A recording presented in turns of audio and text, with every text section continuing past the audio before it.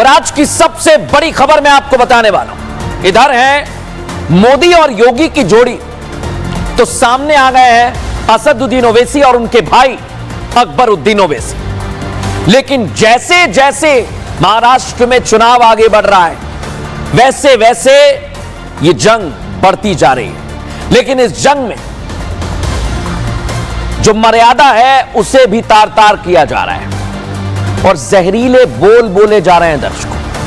लेकिन आज मैं आपको बताऊंगा ये क्यों किया जा रहा है, कैसे किया जा रहा है। योगी आदित्यनाथ वो नाम जिनके पास उत्तर प्रदेश की कमान है, उत्तर प्रदेश की उन्होंने कमान संभाल रखी है। सीएम वो उत्तर प्रदेश के हैं, लेकिन बीजेपी के ऐसे फायर ब्रांड नेता जिनका तोड़ अभी तक नहीं निकल पाया है। हरियाणा में हमने देखा योगी आदित्यनाथ भारतीय जनता पार्टी का वो चेहरा बन गए जो अपने सख्त फैसले और जबरदस्त एक्शन के लिए जाने जाने लगे। और इसलिए जहां पेच फंसता है वहां बागडोर किसके हाथ में होती है? योगी आदित्यनाथ के हाथ में। और वो ना सिर्फ बागडोर संभालते हैं बल्कि बिना जीते वहां से लौटते नहीं है। हरियाणा में देखा है, फिर कह रहा हूं। तभी तो योगी आदित्यनाथ पर प्रधानमंत्री नरेंद्र मोदी को भी हमेशा सबसे ज्यादा विश्वास रहता है और वो वक्त वक्त पर योगी की अहमियत को बताते भी रहे हैं। जब ये दोनों दमदार नेताओं की जोड़ी मिल जाती है तो विरोधी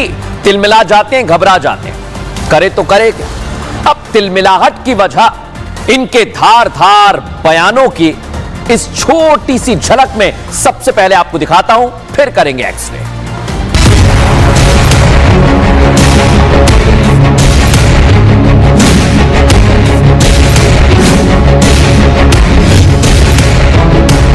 एक है तो सेफ है। ये देश का क्या समाता है? बटेंगे एक रहोगे तो सेफ रहोगे, एक रहोगे तो सेफ रहोगे। ये बटोगे तो कटोगे। हिंदू और मुसलमानों को नफरत कराओगे तो क्या यह मुल्क को कमजोर करने के बराबर नहीं है? हमें याद रखना है, अगर हम बटेंगे तो बांटने वाले महफिल सजाएंगे। खौफ होकर बेबाकी के साथ आपसे अगर गुजारिश की तो सिर्फ और सिर्फ इत्तेहाद, इत्तेहाद और इत्तेहाद का। राष्ट्र तब सशक्त होगा जब हम एक रहेंगे, नेक रहेंगे, तभी नेक रहेंगे। बटेंगे तो कटेंगे।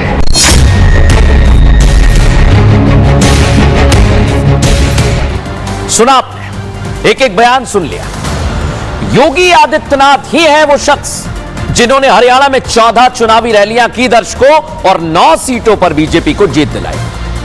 वो योगी आदित्यनाथ ही हैं जिन्होंने जम्मू कश्मीर में 4 जनसभाएं की और चारों सीटों पर बीजेपी को जीत मिली है, प्रत्याशी जीते हैं। योगी आदित्यनाथ ही है वो जिनके चेहरे पर 2 बार उत्तर प्रदेश विधानसभा का चुनाव लड़ा गया, दोनों बार भारतीय जनता पार्टी का झंडा बुलंद हुआ है दर्शकों। योगी आदित्यनाथ मुख्यमंत्री बने और इसलिए नरेंद्र मोदी प्रधानमंत्री हैं, लेकिन यूपी और योगी को लेकर वो बड़ा उपयोगी फॉर्मूला पहले ही दे चुके हैं। क्या उन्होंने कहा था? pहले आपको वो भी सुनवा देता हूं। आज पूरे यूपी की जनता कह रही है, यूपी प्लस योगी बहुत है उपयोगी।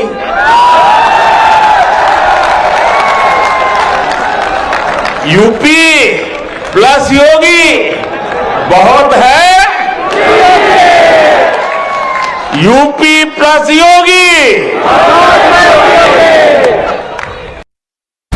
सुना आपने, मोदी और योगी की इसी बॉन्डिंग को देखकर विरोधी तिलमिलाते हैं दर्शकों।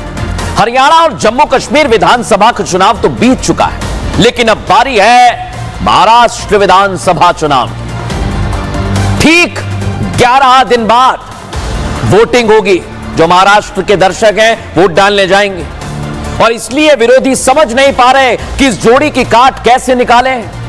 यही वजह है कि महाराष्ट्र की राजनीति इस समय गर्मा गई है दर्शकों। ओवैसी ब्रदर्स तो मानो अपनी जुबान पर काबू रखना ही भूल गए हैं। पहुंचते तो वो जनसभा के लिए हैं, लेकिन मोदी और योगी को कोसना शुरू करते हैं। कोसें, सियासत है, लेकिन भाषा, उनकी रैलियों में सारा का सारा समय योगी और मोदी को टारगेट करने में ही गुजर जाता है। इसके बावजूद भी उनके हाथ कुछ नहीं लगता है। इस बार यह हमला छोटे ओवैसी यानी अकबरुद्दीन ने किया।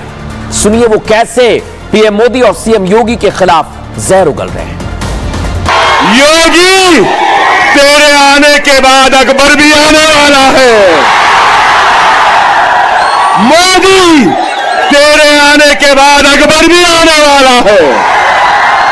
हम जवाब देंगे।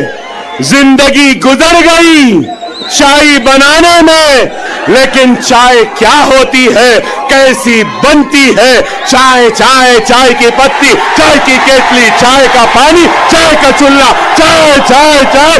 हम बोलेंगे 20 तारीख को पतंग पतंग पतंग रहेगी।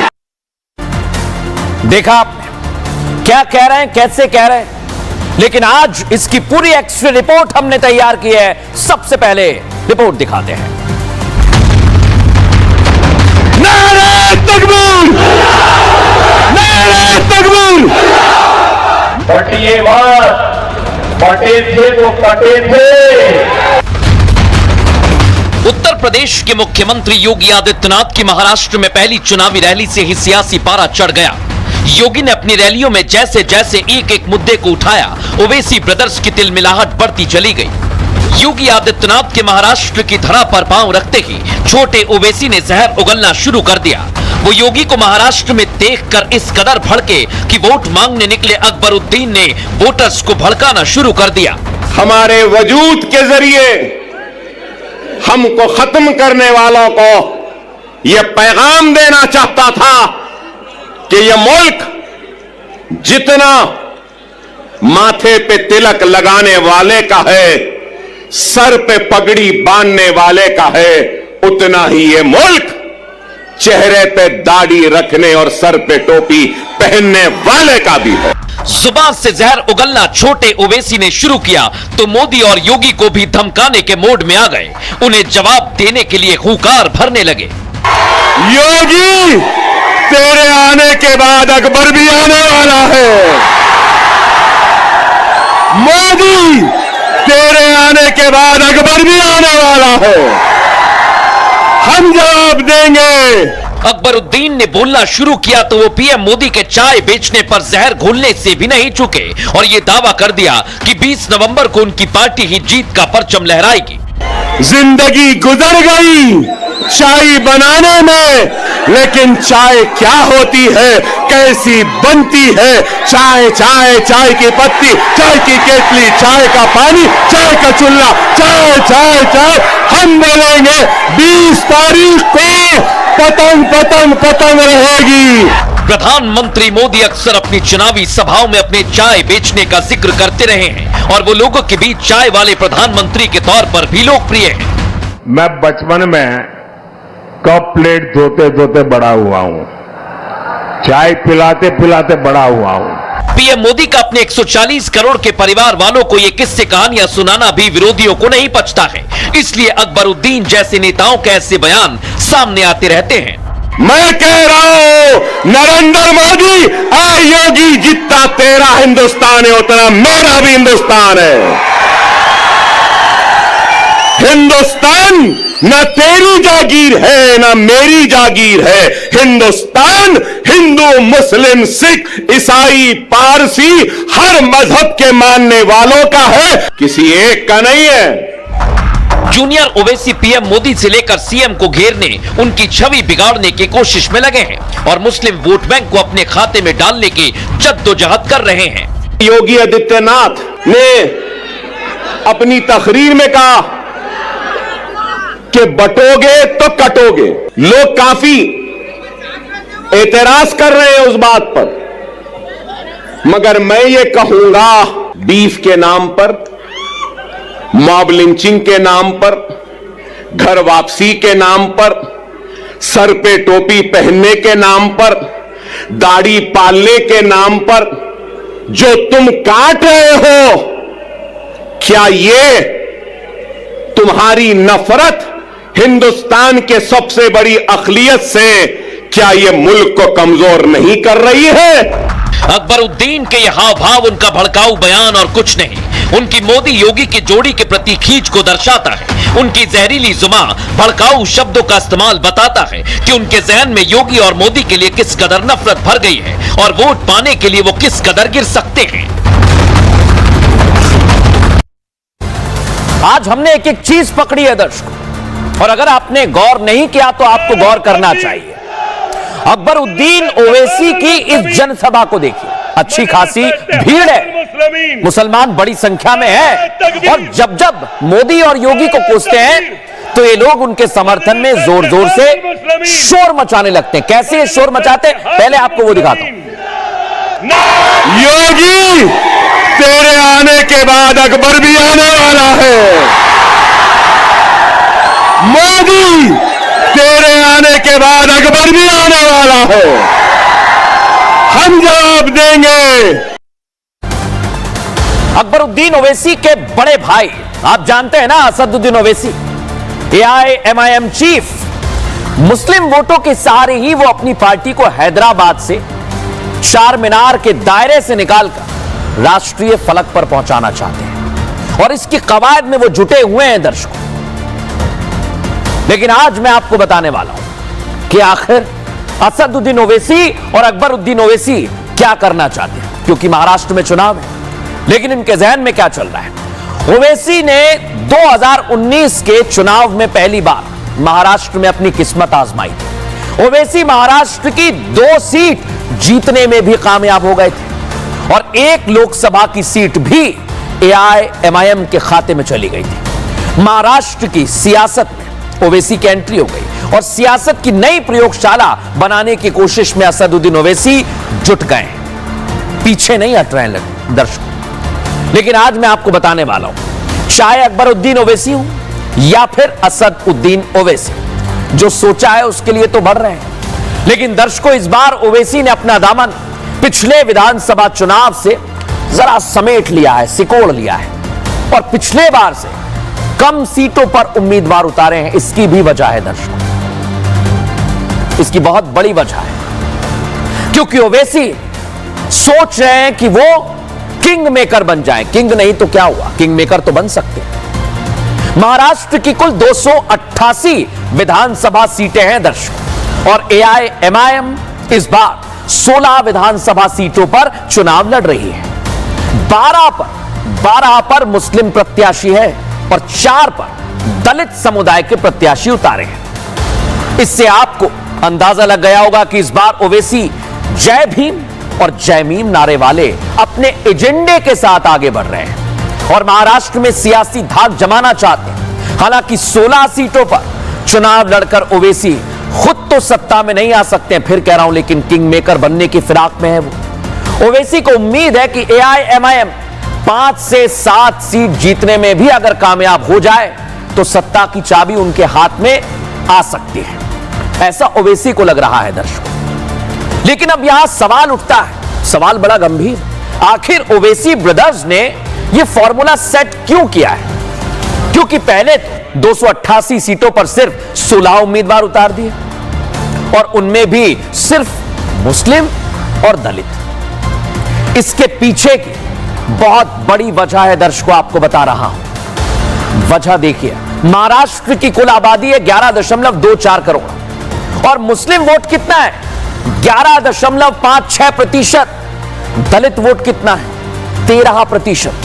और दोनों को अगर मिला दिया जाए तो कुल हो जाता है 25% वोट, यानी 16 सीटों पर दलित और मुस्लिम का एक मुश्त वोट चाहते हैं AIMIM, और अगर इन्हें मिल जाएगा तो महाराष्ट्र में ओवैसी ब्रदर्स बड़ा खेल कर सकते हैं, बड़ा खेला कर सकते हैं। और इसीलिए अपने भाषणों में इस तरह की तकरीरें दे रहे हैं, और इधर अलग अलग गेम प्लान बना रहे हैं। देखिए जरा क्या कह रहे हैं।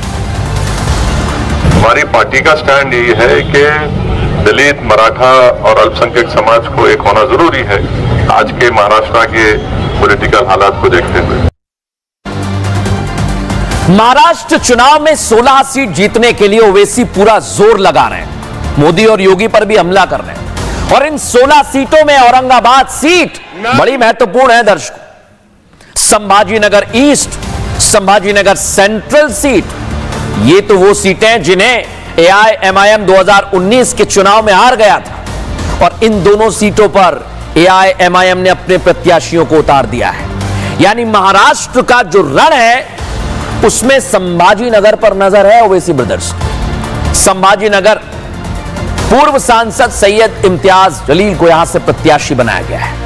संभाजी सेंट्रल से नासिर सिद्दीकी AIMIM के उम्मीदवार, ये वही है जो बार बार हमला बोलते हैं, बार बार भड़काऊ बयान देते हैं। अब ओवैसी इन दोनों सीटों को अपने खाते में लाना चाहते हैं, इसलिए आज असदुद्दीन ओवैसी संभाजीनगर में AIMIM की जीत के लिए पैदल सड़कों पर आ गए। इस यात्रा के दौरान लोगों से मिल रहे हैं, वोट देने की अपील कर रहे हैं और दूसरी तरफ उनके भाई हैं। लेकिन पहले असदुद्दीन ओवैसी क्या कह रहे हैं, सुनिए जरा। तमाम पार्टी के हमारे मेंबर, हमारे प्रेसिडेंट और औरंगाबाद के तमाम जिम्मेदारान इन दोनों विधानसभा के MIM पार्टी के साथ हैं और खासतौर से हमारी माहौर हमारे कैंपेन में हिस्सा है और हमको उम्मीद है कि एक भारी अक्सरियत से इंशाअल्लाह ताला नासिर जलील साहब और इम्तियाज जलील साहब नए आमदार बनकर और औरंगाबाद शहर की खिदमत करेंगे, यहाँ पर विकास और डेवलपमेंट का काम करवाएंगे। तो दोनों भाई आपने देख लिया क्या कर रहे हैं। दूसरी तरफ है भारतीय जनता पार्टी जो संभाजीनगर के रण को जीतना चाहती है और हिंदुत्व की जीत का संदेश देना चाहती है, क्योंकि तमाम सियासत के बीच शिंदे सरकार ने जिले का नाम बदलकर छत्रपति शिवाजीनगर कर दिया है दर्शकों। और इसी वजह से यहां का रण बड़ा दिलचस्प हो गया है। महाराष्ट्र विधानसभा चुनाव में तमाम सियासी दांवपेच के बीच टाइमिंग की भी बड़ी चर्चा हो रही है दर्शकों। और आपने भी सुना होगा, यह अकबरुद्दीन ओवैसी, इन्हें 15 मिनट बड़े पसंद आते हैं और इसकी वजह भी अकबरुद्दीन ओवैसी ही है। बार बार भड़काऊ बयान तो देते हैं लेकिन 15 मिनट के कारण ये जेल भी जा चुके हैं, ये भी जान लें। इसके बावजूद सुधरे नहीं है, 15 मिनट को भूल नहीं पाए। तभी तो 12 साल बाद अकबरुद्दीन ओवैसी उसी लहजे में 15 मिनट वाला पैगाम दे रहे हैं, जिसके बाद सियासत गर्मा गई। महाराष्ट्र चुनाव की घड़ी 15 मिनट वर्सेस 15 सेकंड पर आ गई है। 15 सेकंड किसने बोला? नवनीत राणा ने।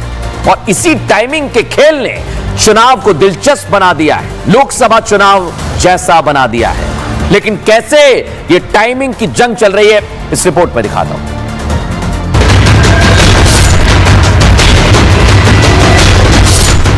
तुम तो हमारे से इतने ज्यादा है, 15 मिनट के लिए पुलिस को हटा लो, बता देंगे किसमें हिम्मत है, कौन ताकतवर है। तेरी घड़ी में 15 मिनट होंगे, मेरी घड़ी में सिर्फ 15 सेकंड बाकी हैं। 15 मिनट 15 सेकंड, ये वो टाइमिंग है जिसका चुनाव से रिश्ता पुराना है। फिर चाहे वो इस बार का लोकसभा चुनाव हो या फिर महाराष्ट्र विधानसभा का चुनाव, टाइमिंग का गेम चुनाव आते ही सियासत को गर्मा देता है। अकबरुद्दीन ओवैसी ने महाराष्ट्र चुनाव को लेकर पहली जनसभा की और उसमें फिर वही 15 मिनट वाला भड़काऊ राग अलापा। 9:45 कैंपेनिंग का टाइम 10 बजे, अभी 15 मिनट बाकी है।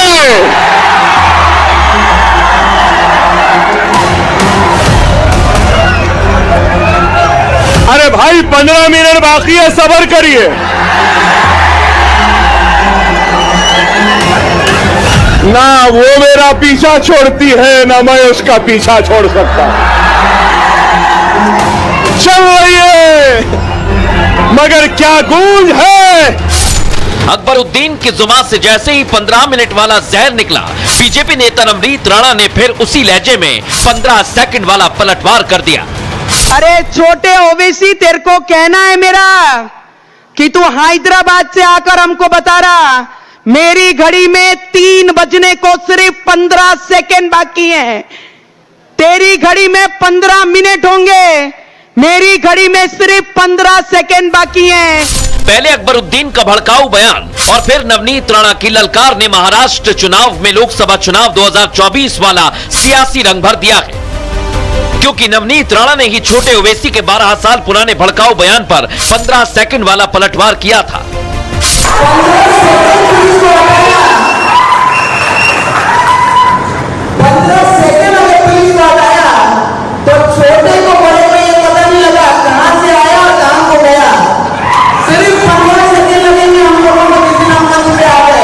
नवनीत राणा का ये रिएक्शन अकबरुद्दीन के 2012 में दिए गए 15 मिनट वाले भड़काऊ बयान पर था। तब भी चुनाव थे और आज भी महाराष्ट्र में विधानसभा चुनाव हो रहे हैं। अरे हिंदुस्तान हम 25 करोड़ है ना, तुम 100 करोड़ है ना, ठीक है, तुम तो हमारे से इतने ज्यादा है। 15 मिनट के लिए पुलिस को हटा लो, बता देंगे किसमें हिम्मत है, कौन ताकतवर है। अकबरुद्दीन के बड़े भाई असदुद्दीन तो इस बयान पर कुछ नहीं बोले थे, लेकिन उन्होंने नवनीत राणा के बयान पर एक और जहरीला बयान जरूर दे दिया था। अरे छोटे को रोक के रखा हूं, छोटे को बहुत रोक के रखा हूं। अगर जिस दिन मैं छोटे को बोला कि मियां मगर आराम कर तो तुम संभाल लो, फिर तुम संभालो। सियासी पारा बढ़ने लगा था, तब ओवैसी के खिलाफ हैदराबाद से चुनाव लड़ रही बीजेपी नेता माधवीलता ने नवनीत राणा के बयान पर सफाई दी थी। 15 मिनट क्यों, एक 15 सेकंड ले लो, अपना वोट डालो, ये जो भड़काऊ भाषण में मत आओ। यही बयानबाजी महाराष्ट्र विधानसभा चुनाव को 2024 लोकसभा चुनाव की सूरत दे रही है। अभी तो मतदान में 11 दिन का वक्त बाकी है। इन 11 दिन में तो ये वक्त ही बताएगा कि सियासत और क्या रंग बदलती है।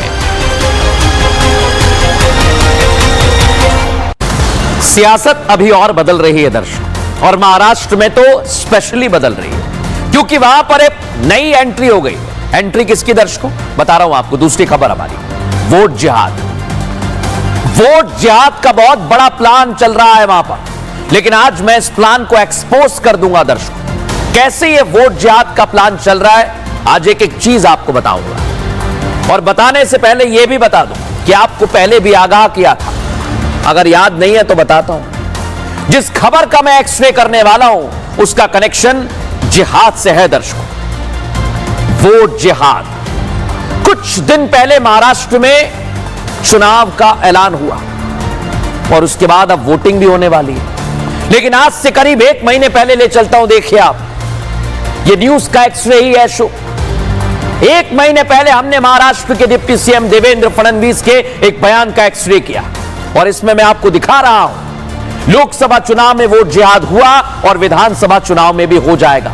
ऐसी आशंका हमने न्यूज के एक्सरे में जताई थी, लेकिन लोकसभा के बाद विधानसभा चुनाव में भी वोट जिहाद अब हो रहा है। इस खबर पर मोहर लग गई है दर्शकों, मोहर लग गई है जो हमने आपको दिखाया था। अब एक बार फिर कौन आ गया सामने, देवेंद्र फडणवीस, और उन्होंने वोट जिहाद का जिक्र किया कि चल रहा है। महाराष्ट्र के धूले में थे, चुनावी रैली कर रहे थे और वोट जिहाद की बात कही। याद दिलाए कि कैसे लोकसभा चुनाव में वोट जिहाद हुआ, बीजेपी कई सीटों पर हार गई, और फिर वही चल रहा है विधानसभा चुनाव में। सुनिए जरा क्या कह रहे हैं वो। लोकसभेपासून एक नवीन स्ट्रॅटेजी आखली आणि या धुळ्यामध्ये ते वोट जिहाद करतायत, वोट जिहाद। अरे आमच्या धुळ्याच्या लोकसभेमध्ये आम्ही 1,90,000 मतांनी 5 मतदारसंघात पुढे गेलो, एकट्या मालेगाव सेंट्रलच्या, आणि या धुळ्यातल्या वोट जिहादमुळे 4,000 मतांनी आम्हाला पराजित व्हावं लागलं। आता मी तुम्हाला विनंती करण्याकरता आलोय, आता जागे झालो नाही तर नेहमी करता झोपावं लागेल। ही निवडणूक जागा होण्याची निवडणूक आहे, ही निवडणूक वोट जिहादचं उत्तर एकत्रितपणे मतदान करण्याची निवडणूक आहे, आणि म्हणून या निवडणुकीमध्ये आपले 5ही उमेदवार या ठिकाणी निवडून आणा एवढीच विनंती करतो आणि माझं बोलणं संपवतो। 2 महीने और 2 बार महाराष्ट्र के डिप्टी सीएम अगर वोट जिहाद का जिक्र कर रहे हैं तो उसके पीछे जरूर कोई कारण होगा, क्योंकि इतने बड़े पद पर बैठा शख्स यूं ही तो कुछ नहीं बोलेगा। तो उनके इस बयान के पीछे भाईजान है दर्शकों। भाईजान का साथ महाराष्ट्र की महाविकास आघाड़ी को मिल गया है, क्योंकि एक के बाद एक तस्वीर सामने आ रही है। देख लीजिए आप, मोदी और बीजेपी के खिलाफ नैरेटिव गढ़ा जा रहा है, सियासत है करेंगे ही, लेकिन एमवीए को समर्थन की बात की जा रही है। लेकिन आघाड़ी के साथ आ गए हैं भाईजान, महाविकास आघाड़ी के साथ। सोच लीजिए दर्शकों, जो बोला वोट जिहाद का देवेंद्र फडणवीस ने, क्यों बोला दिखाता हूं आपको। इसके पीछे के कारण है। पहला कारण, मौलाना ये कर रहे हैं वोट जिहाद, दिखाऊंगा आपको कैसे, पहले भी दिखा चुका हूं। दूसरी तरफ है भाईजान ओवैसी ब्रदर्स, जो सीधे तौर पर तुष्टीकरण कर रहे हैं। और अब एक और आ गया है, ये जो आप लेटर देख रहे हैं उलेमा बोर्ड का, अगर नहीं देखा है तो आज इसका एक्सरे में करने वाला हूं, क्योंकि ये तीनों तरह से, अलग अलग तरह से कोशिश कर रहे हैं वोट जिहाद करने की। रिपोर्ट में देखिए।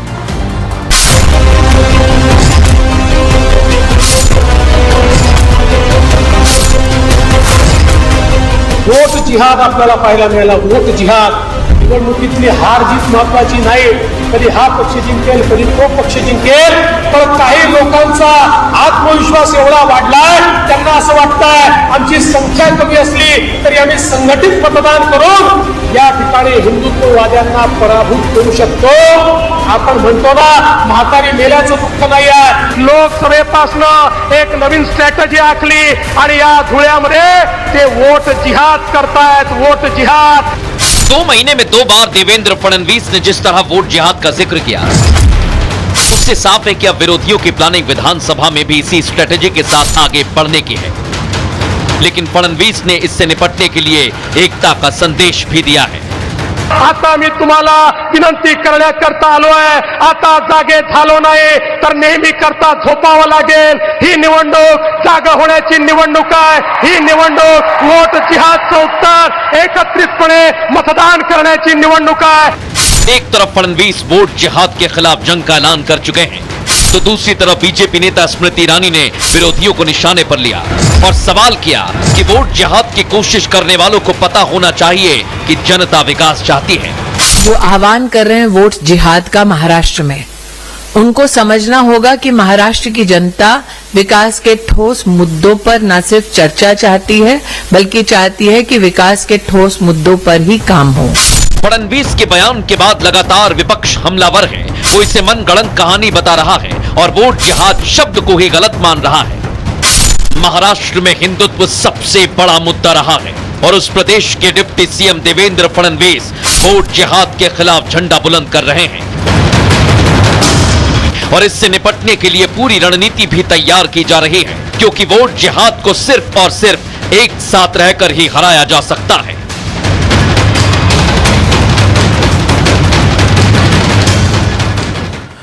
लेकिन ये वोट जिहाद कैसे चल रहा है दर्शकों, इसकी पूरी हिस्ट्री आपको बताता हूं। ये पूरा इनका प्लान पुराना है। लोकसभा चुनाव में मुस्लिम इलाकों में 60% से ज्यादा वोटिंग हुई थी। एक तरफ वोट एमवीए के उम्मीदवारों को मिला, महाविकास आघाड़ी। विधानसभा के लिए भी यही स्ट्रेटेजी की कोशिश है। मराठी मुस्लिम सेवा संघ ने अलग अलग बैठकें भी की। महाराष्ट्र डेमोक्रेटिक फोरम नाम की संस्था, एक समूह बनाया गया इनका।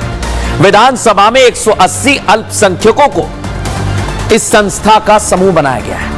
यानी पूरे महाराष्ट्र में संस्थाओं की 200 से ज्यादा बैठक हुई है और सभी बैठक मुस्लिम बहुल इलाकों में की गई है। सोचिए, मुस्लिम वोट बैंक पे नजर है। अब अगर इसी तरह से नजर रहेगी तो फिर वोट जिहाद होगा। इस रिपोर्ट में दिखाता हूं।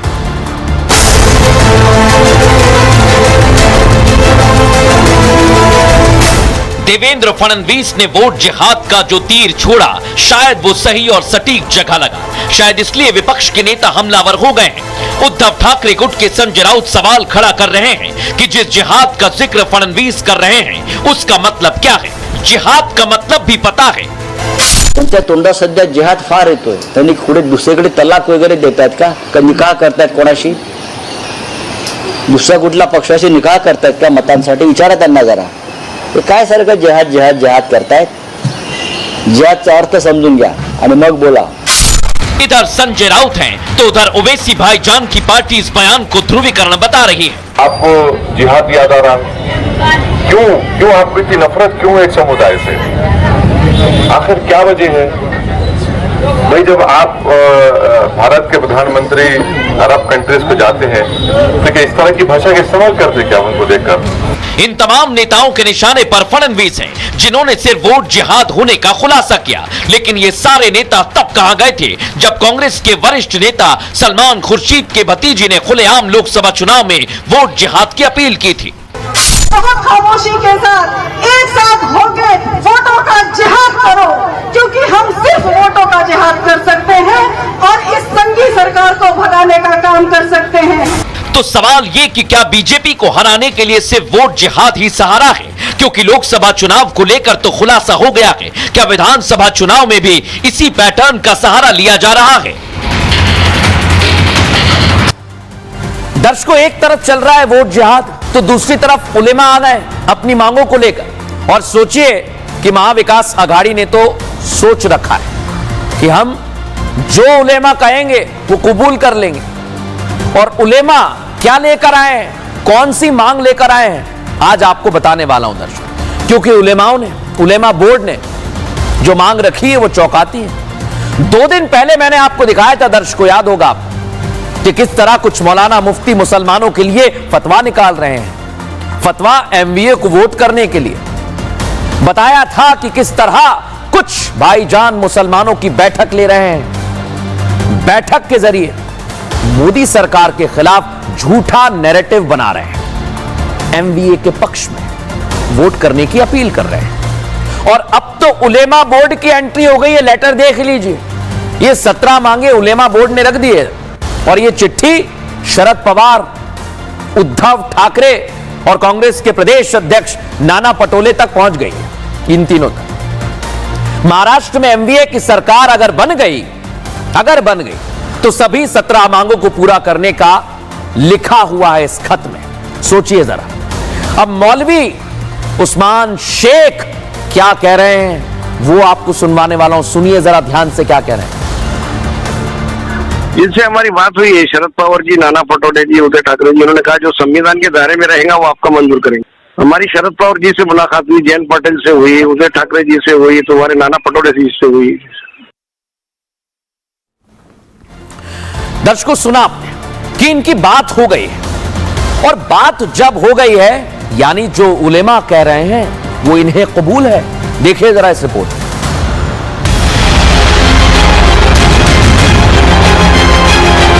जिनसे हमारी बात हुई है, शरद पवार जी, नाना पटोले जी, उद्धव ठाकरे जी, उन्होंने कहा जो संविधान के दायरे में रहेगा वो आपका मंजूर करेंगे. ये सत्ता की चाह है कि महाराष्ट्र में हिंदू हृदय सम्राट बाला साहेब के बेटे उद्धव ठाकरे सनातन विरोधियों के साथ मिलकर चुनावी मैदान में आ गए. ये मुस्लिम वोट की चाहत है कि उद्धव ठाकरे मौलाना और उलेमाओं की मांगों का समर्थन करते नजर आ रहे हैं. मौसम धीरे धीरे सर्द हो रहा है, लेकिन महाराष्ट्र में चुनावी पारा गर्म होता जा रहा है. महाविकास आघाड़ी और मोदी विरोधियों को डर इतना सताने लगा है कि अब मुस्लिम वोटों का सहारा लेने से भी नहीं चूक रहे, फिर चाहे इसके लिए उलेमा बोर्ड की मांगे ही क्यों ना मानना पड़े. महाराष्ट्र कांग्रेस का समर्थन मिल चुका है. एनसीपी शरद पवार गुट पत्र लिखकर ग्रीन सिग्नल दे चुके हैं और इस हामी को लेकर गृह मंत्री अमित शाह ने विरोधियों को आड़े हाथों लिया है. आज महाराष्ट्र में उलेमाए हिंद वालों ने उनको एक ज्ञापन दिया जिसमें कहा कि इस देश के माइनॉरिटी को, मुसलमानों को 10% आरक्षण दीजिए. हमारा संविधान धर्म के आधार पर आरक्षण को परमिशन नहीं देता है, मगर ये कांग्रेस पार्टी, ये जेएम वाले अपनी वोट बैंक के लिए 10% आरक्षण वो मुसलमानों को देना चाहते हैं. सत्ता की ऐसी चाह कि आरएसएस जैसी संस्था पर बैन लगाने तक की हामी भर दे रहे हैं और इसे लेकर वार पलटवार भी शुरू हो गया है. देखिए, जिसके पास 10 साल से ज़्यादा काम करने का अनुभव रहा हो और वो केंद्र में उसकी सत्ता रही हो और उसके पास विकास के काम बताने के लिए जब नहीं होते हैं, अपना इतिहास बचाने का गुणगान नहीं होता है, तब वो हिंदू मुसलमान पर आता है। कांग्रेस पार्टी का बस चले तो कोई अलगाववादी संगठन से भी ये सपोर्ट ले लेंगे। जो लोग अलगाव की बात करते हैं, जो दरार की बात करते हैं, उनसे भी ये सपोर्ट ले रहे हैं, क्योंकि कांग्रेस पार्टी को किसी शर्त पर चुनाव जीतना है। सिर्फ सत्ता का सपना और मुसलमानों के तुष्टीकरण के लिए महाविकास अघाड़ी हर मांग पर अपनी हामी भर रहा है, लेकिन क्या किसी एक वर्ग की मांगों को तवज्जो सही है? दर्शकों, इनकी कोशिश क्या है? मुस्लिम वोट जरूरी है। क्यों? क्योंकि महाराष्ट्र में मुस्लिमों की आबादी 1.3 करोड़ है और प्रदेश की कुल आबादी की 11.56% हिस्सा मुस्लिमों का है। 288 में से 38 सीटों पर 20% मुसलमान है और 9 सीटों पर मुस्लिमों की आबादी करीब 40% है। बहुत मायने रखती है। मुंबई की 100 सीटों पर 25% से ज्यादा मुसलमान है। महायुति क्या चाहती है? बीजेपी ने किसी भी मुस्लिम को टिकट नहीं दिया है। शिंदे गुट ने एक मुस्लिम प्रत्याशी को ही मैदान में उतारा है और एनसीपी अजित पवार ने 4 मुसलमान प्रत्याशी मैदान में उतारे। लेकिन महाविकास अघाड़ी ने क्या किया? उद्धव गुट ने भी किसी मुसलमान को टिकट नहीं दिया है। कांग्रेस ने 8 मुस्लिम उम्मीदवार उतारे हैं और शरद गुट ने 1, समाजवादी पार्टी ने 1 मुसलमान को टिकट दिया है और AIMIM 14 में से 10 मुसलमानों को टिकट दिया गया है। और सोचिए जरा आप दर्शकों कि मुस्लिम वोट इतना जरूरी हो गया है, इसलिए ये तुष्टीकरण की लड़ाई लड़ी जा रही है। ये कहां तक जाएगी, इंतजार करना होगा। फिलहाल न्यूज का एक्सट्रीम इतना ही। कल फिर हाजिर होंगे रोचक जानकारी भरी खबरों के साथ। नमस्कार।